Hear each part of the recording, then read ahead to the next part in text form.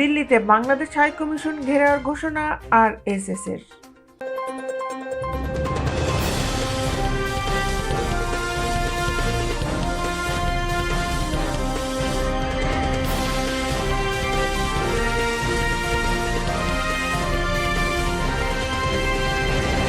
ভারতের পররাষ্ট্র সচিব বিক্রম মিশ্রির বাংলাদেশ সফরের কথা ঘোষণা যেদিন হলো, সেই শুক্রবারই প্রতিবেশী রাষ্ট্রে হিন্দু নিপীড়নের অভিযোগ তুলে দিল্লিতে বাংলাদেশ হাইকমিশন ঘেরাওয়ের কর্মসূচি ঘোষণা করেছে হিন্দুত্ববাদী রাষ্ট্রীয় স্বয়ংসেবক সংঘসহ কয়েকটি সংগঠন।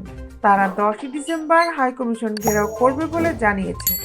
দ্বিপক্ষীয় সম্পর্ক নিয়ে ফরেন অফিস কনসালটেশনের বৈঠকে যোগ দিতে বিক্রম মিস্ত্রি ঢাকা আসছেন 9 ডিসেম্বর। এর একদিন পরই 10 December civil society of Delhi নামের একটি সংগঠনের ব্যানারে বাংলাদেশ হাই কমিশন ঘেরাও করবে বলে জানানো হয়েছে। ভারতের পররাষ্ট্র মন্ত্রণালয় গতকাল শুক্রবার মিস্ত্রির সফরের কথা আনুষ্ঠানিকভাবে জানায়। দিল্লি নাগরিক সমাজের ব্যানারে বাংলাদেশ হাই কমিশন ঘেরাওয়ের কর্মসূচি নেওয়া হলেও উদ্যোগটা প্রধানত আরএসএসের দিল্লি শাখার গণমাধ্যম ব্যবস্থাপনার সহ প্রধান রজনীশ জিন্দাল গতকাল শুক্রবার দিল্লিতে সংবাদ সম্মেলন করে এই কর্মসূচির ঘোষণা দেন। জিন্দাল অভিযোগ তুলে বলেন, বাংলাদেশে হিন্দু সহ সব সংখ্যালঘুর উপর অত্যাচারের ঘটনায় সারা ভারত ক্ষুব্ধ। ওই কর্মসূচিতে দেশের 200টির বেশি সামাজিক, সাংস্কৃতিক ও ধর্মীয় সংগঠনের প্রতিনিধিরা অংশ নেবেন। স্মারকলিপি দেবেন জাতিসংঘের মানবাধিকার কমিশনে, বিশ্ব স্বাস্থ্য সংস্থা, অ্যামনেস্টি ইন্টারন্যাশনাল ও এশিয়ান ডেভেলপমেন্টের ব্যাংকের কাছে।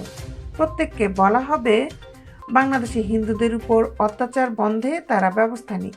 সংগঠকদের পক্ষ থেকে জানানো হয়, দিল্লি সব বাজার কমিটি, আবাসিক এলাকার বাসিন্দাদের সংগঠন, চিকিৎসক, আইনজীবী, ছাত্র সংগঠন, দুর্গাপূজা, রামলীলার আয়োজক ও শিখ ধর্মস্থান গুরুদ্বার পরিচালনা কমিটির সদস্যদের ওই অভিযানে অংশ নিতে বলা হয়েছে।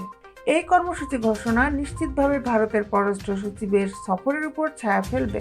পররাষ্ট্র মন্ত্রণালয়ের এক সূত্র অনুযায়ী বিক্রম মিশ্রির ঢাকা সফর স্ট্রাকচার্ড হলেও এই সফরের প্রধান উদ্দেশ্য সম্পর্ক স্বাভাবিক করে তোলার পাশাপাশি সংখ্যালঘু স্বার্থ ও তাদের নিরাপত্তা নিশ্চিত করা।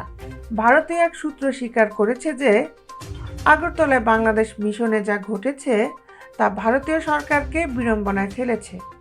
এখন দেখার বিষয় সরকারের পক্ষ থেকে 10 ডিসেম্বরের কর্মসূচি বন্ধে কোনো ব্যবস্থা নেয় কিনা। ঘটনা হলো, বাংলাদেশে হিন্দুদের উপর নিপীড়নের ঘটনাকে বিজেপি ও আরএসএস রাজনৈতিক স্বার্থে ব্যবহারের সুযোগ বিন্দুমাত্র হারাতে রাজি নয়। পশ্চিমবঙ্গে রাজনৈতিক জমি খুঁজে পেতে ব্যর্থ বিজেপি এ নিয়ে নতুন করে শক্তি সঞ্চয় করতে চাইছে।